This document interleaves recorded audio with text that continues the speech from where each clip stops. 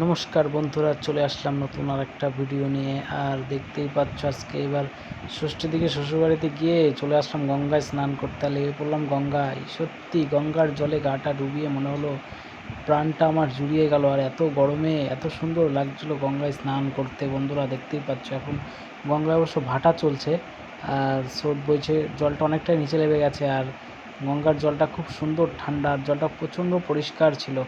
আর দেখতে পাচ্ছ গঙ্গার চারিদিকের ভিউটা খুব সুন্দর লাগছে। এটা আমাদের হচ্ছে ভাগীরথী, এটা আমরা সবাই গঙ্গা বলে চিনি। এটা হচ্ছে আমার ভাগীরথী নদী। আর দেখতেই পাচ্ছ একটু সাঁতার কাটতে চলে গেলাম। আমরা দেখতেই পাচ্ছ সাঁতার কাটছি, খুব সুন্দর, খুব মজা লাগছে।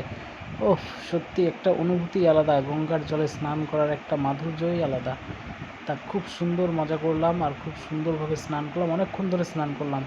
স্নান করে যেন মজা এসে গেল আর প্রাণটা জুড়িয়ে গেল। এতটাই গরম পড়েছিল ষষ্ঠীর পরের দিন এটা।